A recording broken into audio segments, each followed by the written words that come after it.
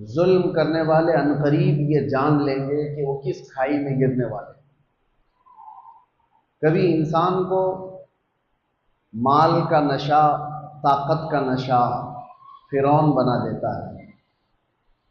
जब किसी के पास ज़्यादा पावर आ जाता है, माल आ जाता है, तो सबसे पहले अपने गलबे को बाकी रखने के लिए वो छोटों पर जुल्म करता है, जिसको हम अपनी आम जुबान में दादागिरी, गुंडागिरी कहते हैं। जिसके पास भी पावर आया उसी का इम्तिहान है, उसी की आजमाइश है। इसीलिए शेख सादी रहमतुल्लाह तआला अलैह ने फरमाया है, जगरदन फिराजा तवाज़ो निकुस्त, गदागर तवाज़ो कुनद खोए उस्त। बड़े बड़े लोग अगर आजिज़ी करें तो ये अच्छी बात है, ये नेक खसलत है उनकी। पावर होने के बावजूद अगर वो आजिज़ी करे, तवाज़ो करे, और फ़कीर आदमी अगर गिड़गिड़ाए, तवाज़ो करे, तो ये तो उसकी आदत है, इसके अलावा करेगा क्या। पावर आ जाने के बाद, ताकत आ जाने के बाद इम्तिहान शुरू होता है। इसीलिए मेरे अजीज़ों, माँ बाप के भी अदब और एहतराम की जो बात की गई है कि माँ बाप का अदब और एहतराम वो किस वक्त, कि जब वो लोग ताकतवर हों और तुम छोटे हो, उस वक्त नहीं। उस वक्त तो हर बच्चा अपने माँ बाप का अदब करता है, क्योंकि माँ भी पावरफुल है, ताकत है उसको, बाप भी ताकतवर है, कमाता वही है, घर वही चलाता है, और बच्चा अभी जवान भी नहीं हुआ, छोटा है, तो अदब तो करेगा ही, डांट तो सुनेगा ही। कमाल उस वक्त है जब वो बुढ़ापे पर आ गए और उनके हाथ पांव नहीं चलते, कमाई का कोई जरिया नहीं, और तुम पावरफुल हो चुके हो, तुम्हारे पास अल्लाह ने ताकत भी दी, दौलत भी दी। अब देखा जाए कि तुम मां को झिड़क के बात करते हो या फिर वो अदब दिखाते हो। इम्तिहान तो उस वक्त है जब वो कमजोर हो जाएं और तुम ताकतवर हो जाओ। इसीलिए कुछ लोग शोहर और बीवी के साथ हुस्ने सुलूक के जो मामलात हैं, इसको भी मैं आपको बताता हूं। किस वक्त एतबार है इस चीज का। कोई अगर ये कहता है मैं अपनी बीवी के साथ बहुत अच्छा सुलूक करता हूं, तो अगर अच्छा सुलूक करता है तो ये देखा जाएगा कि किस वक्त कर रहा है। जब तेरी ताकत सब खत्म हो गई, अब तुझे बीवी की जरूरत पेश आई, उस वक्त अच्छा सुलूक कर रहा है, या उस वक्त जब वो कमजोर थी और तू ताकतवर था। इसीलिए मेरे अजीजों, ये सारी मिसालें देखना है तो मुहम्मदुर रसूलुल्लाह सल्लल्लाहु अलैहि वसल्लम की जिंदगी, मेरे आका करीम सल्लल्लाहु तआला अलैहि वसल्लम की जिंदगी पाक, हुजूर पाक सल्लल्लाहु तआला अलैहि वसल्लम के अपने वालिदैन के अदब की जो मिसाल मिलती है।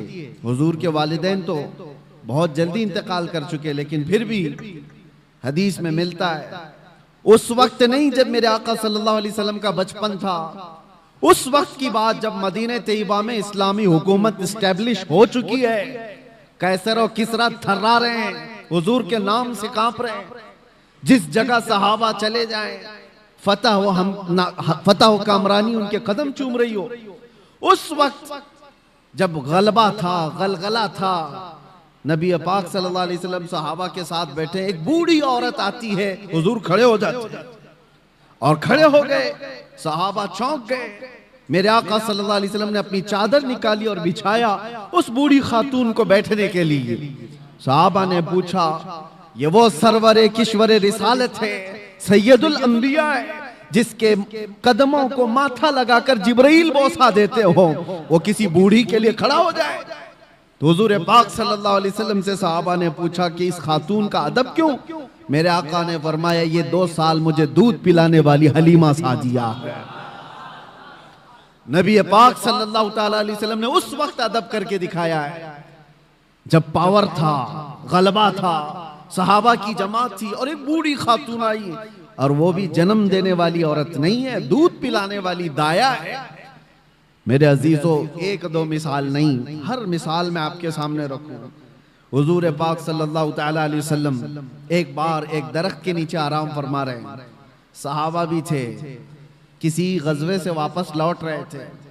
उस वक्त अचानक एक दुश्मन आ गया, वो घात लगाए बैठा होगा, सहाबा नींद में थे, हुजूर पाक सल्लल्लाहु अलैहि वसल्लम की तलवार बाजू रखी हुई थी। अचानक एक शख्स आया और हुजूर की वो तलवार उठा ली।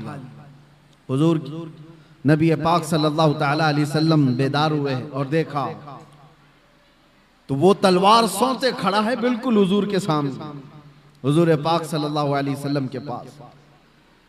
तो हुजूर अकरम सल्लल्लाहु ताला अलैहि वसल्लम उसको देख रहे कि अब ये तलवार चलाने वाला है, और उस शख्स ने तलवार चलाने से पहले हुजूर से पूछा, बता मोहम्मद तुमको मुझसे कौन बचा सकेगा?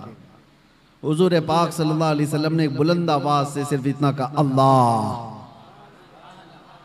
हुजूर पाक की जुबान से ये जुमला निकला था कि उसके हाथ से तलवार गिर गई और कपकपी उसको तारी हो गई। जैसी ही तलवार गिरी हुजूर ने उठा लिया। अब आप देखें, जब काया पलट जाए, पांसा पलट जाए, पावर दूसरे के पास आ जाए, और उस वक्त जो हमको सताया हुआ आदमी हमारे हाथ के नीचे आ जाए, तो फिर इंसान की फितरत क्या होती है? रगड़ दो इसको, मसल दो इसको, पूरा पुराना बदला ले लो। जब इसके पास पावर था तो मुझे परेशान किया इसने, ताकत का इस्तेमाल किया इसने।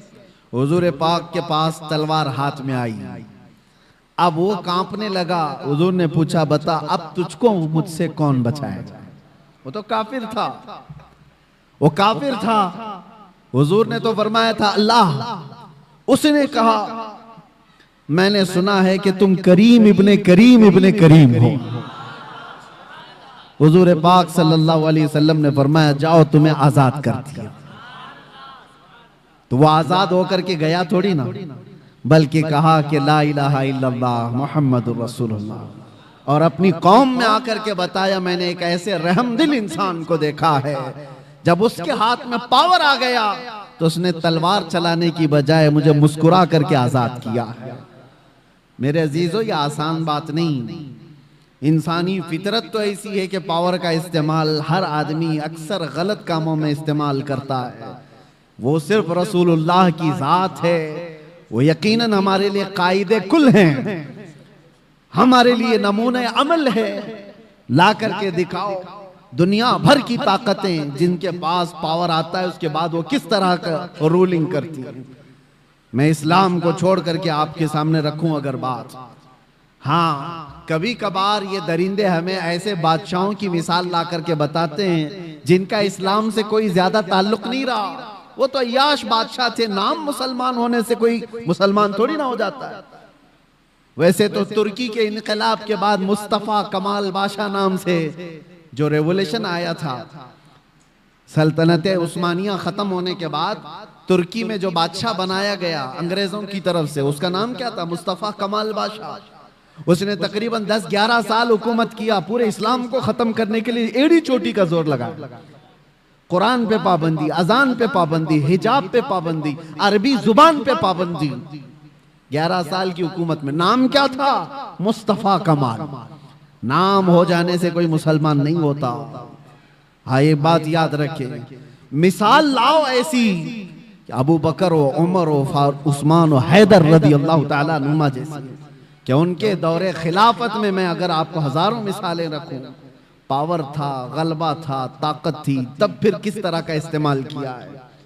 आज दुनिया को देखो, निहत्तों पर जो जुल्म किया जाता है, बराबर का मुकाबला हो तो समझ में आए कि दो पहलवान मैदान में लड़ रहे हैं। फिलिस्तीन और इजराइल के मामलात को पूरी दुनिया जानती है। एक तरफ कंकर और पत्थर लेकर लड़ने वाले बच्चे, और एक तरफ पेट्रोट मिसाइल पूरी दुनिया को सप्लाई करने वाली हाई टेक्नोलॉजी पावर वाली ताकत। कोई मुकाबला है? कोई मुकाबला नहीं, लेकिन दुनिया देख रही है। और हकीकत में बताऊं, हक और बातिल के मामलात जब भी टकराए ना, बराबरी कभी हुई नहीं, बराबरी हुई नहीं। एक तरफ 82 लोग हैं और एक तरफ 22,000 का लश्कर। करबला के मैदान 82 का डबल कर दो, ट्रिपल कर दो, 4 गुना कर दो, समझ में आए कि ये लोग डबल थे, ये ट्रिपल थे। नहीं, अरे कितने गुना ज्यादा। 80 लोगों के मुकाबले में अगर 22,000 आए तो कोई कंपैरिजन हो सकता है? कोई मुकाबला है इनका? लेकिन हक और बातिल की लड़ाइयां हमेशा ऐसी रही। और दूसरी एक मिसाल आपको बताऊं, सलाहुद्दीन अय्यूबी की। एक ऐसी जंग लड़ा उस मर्द मुजाहिद ने कि सारी सलीबी ताकतें जमा हो गई थी और 4 लाख की फौज जमा हो गई। 4 लाख की फौज सलीबियों के पास। अगर 4 लाख इंसान खड़े कर दिए जाए ना तो सरों का समंदर नजर आएगा आपको, सरों का समंदर होगा। और उस वक्त सलाहुद्दीन अय्यूबी के सामने ऐसा चैलेंज था, बिखरी टूटी हुई सब फौज मिलाने के बाद सलाहुद्दीन के पास सिर्फ 12,000 का लश्कर था। 12,000 का मुकाबला 24,000 से हो तो समझ में आए, 48,000 से हो तो समझ में आए, लेकिन 12,000 का मुकाबला 4 लाख से होने वाला है। एग्रीमेंट साइन कर लो, सुलह करके खत्म करके चले जाओ। सलाहुद्दीन ने अपने फौजियों से पूछा, क्या इरादा है तुम्हारा? सलीबी ताकतें सब जमा हैं और हमारी तादाद कम है। कैसे जवान उस लश्कर में शामिल थे। अपने सिपह सालार से कहते हैं, सलाहुद्दीन, अगर रसूलुल्लाह सल्लल्लाहु अलैहि वसल्लम के सहाबा तादाद देखकर मैदान में उतरते थे तो हम भी देखकर उतरेंगे, और अगर वो अल्लाह और उसके रसूल के भरोसे उतरते थे तो हम भी उनके नक्शे कदम पर अल्लाह और रसूल के भरोसे उतरेंगे। हमने तादाद नहीं देखी, तादाद नहीं देखी, अल्लाह की मदद आई। और तारीख लिखने वाले अंग्रेज लोग हैं, ईसाई लोग हैं, किताबें आज भी मार्केट में मिल जाएंगी आपको। ये 4 लाख का मुकाबला जो 12,000 से हुआ था, तारीख की एक ऐसी जंग है। अंग्रेज मुअर्रिख लिखते हैं कि सलाहुद्दीन को और उनकी फौजों को कयामत तक फरामोश नहीं कर सकते सलेबी लोग, इसलिए कि उस जंग में इसने छींतरे उड़ा दिए थे और टुकड़े टुकड़े कर दिए थे, सबको बिखेर दिया था। लोग अपनी जानें बचाकर निकल गए, मुफाहमत पर आ गए। एग्रीमेंट सलाहुद्दीन ने नहीं, सामने वालों ने साइन किया। मेरे अजीजों, मैं आपको ये बातें इसलिए अर्ज कर रहा हूं कि पावर और ताकत का नशा जब किसी को आता है सर चढ़ करके बोलता है। और एक बात, फिरौन की उम्र ज्यादा नहीं लंबी की जाती, जुल्म की तारीख ज्यादा लंबी नहीं होती और उनका अंजाम भयानक होता है। इसलिए कि मजलूमीन की आह जब निकलती है तो अल्लाह करीम, अल्लाह रब्बुल इज्जत को कहार और जब्बार खुदा जलाल में आएगा और पकड़ करता है। तो ऐसे कि कुरान में अल्लाह ताला फरमाता है, फलम्मा नसू मा ज़ुकिरू बिही फतहना अलैहिम अबवाब कुल्ली शै हत्ता इज़ा फरिहू बिमा ऊतू। जब ये लोग भूल जाएं अल्लाह को तो अल्लाह फरमाता है, मैं उनको खुशियों के सारे दरवाजे खोल देता हूं, खूब खुश हो जाओ। यानी अल्लाह को भूलने के बाद जालिमों के लिए दरवाजे खोल दिए जाते हैं, खूब खुशियां मनाओ, सब तुम्हारा है, सब तुम्हारा है, ताकत भी तुम्हारी, सियासत भी तुम्हारी, तख्त भी तुम्हारा, सारा डिपार्टमेंट तुम्हारा, नाचो जितना नाचना है। फिर अल्लाह फरमाता है, फअखज़नाहुम बग़ता, अचानक हम एक दिन पकड़ करेंगे, अचानक एक दिन पकड़ करेंगे और फिर पूरी दुनिया की ताकत उस पकड़ से उसको आजाद नहीं करा सकेगी, नहीं निकाल सकेगी। और हम जालिम दरिंदों के अंजाम का इंतजार करेंगे इंशाअल्लाह।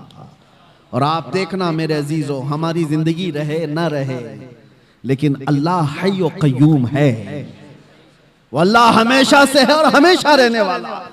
लोग ये समझते हैं आज हम पावर में हैं और हम ताकत में हैं, इनको मार देंगे, इनको काट देंगे, सब कर लो, लेकिन अल्लाह तो जिंदा हमेशा रहने वाला है। हमारा वारिस अल्लाह रब्बुल इज्जत है, हमारी तमाम चीजों के लिए अल्लाह करीम है।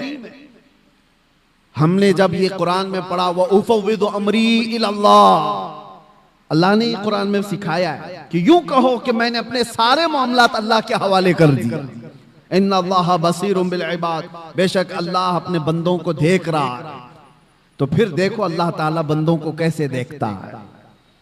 हाँ, वक्त लगता है, थोड़े दिनों की बात है, मैंने उस वक्त देखा, पढ़ने के मेरे मुताले में एक चीज आई थी।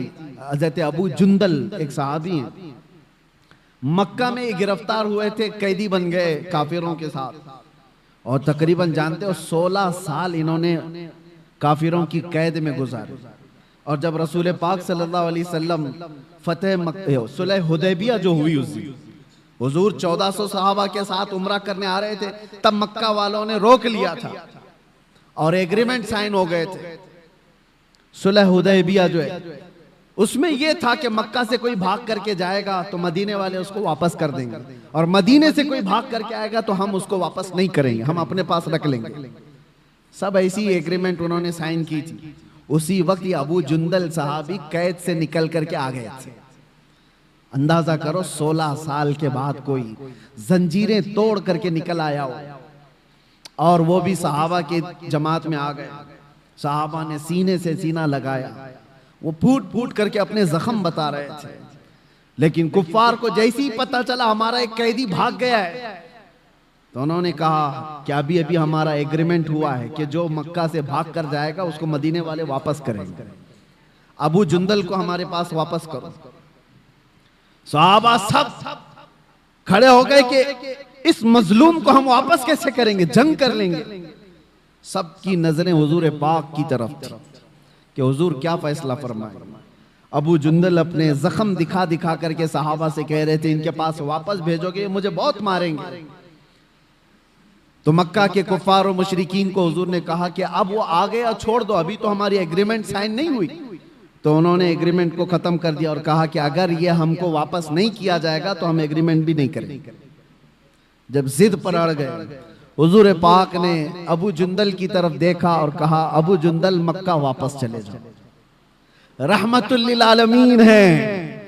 सारे सहाबा देख रहे, बसा औकात ऐसे हुक्म आएंगे मेरे अजीजों जिंदगी, लोग ये समझते हैं ये तो हमारी तकलीफ पर और तकलीफ आ रही है।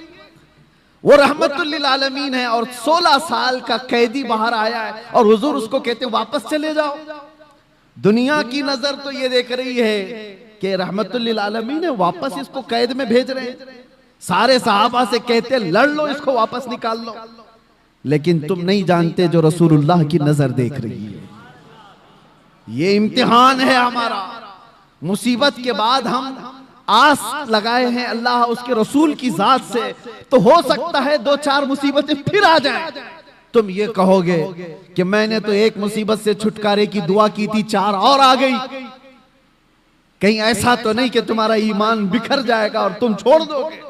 मैंने देखा है कैद के दिनों में कितने ऐसे हैं जो काफिर हो जाते हैं, यही कहते हुए कोई अल्लाह नहीं है, हम तो कितने दिनों से दुआ कर रहे हैं, हम पर तो और केस ही केस होते जा रहे हैं। माज़अल्लाह रब्बिल आलमीन, ये कड़ा इम्तिहान है मेरे अजीजों। हुजूर ने वापस कर दिया।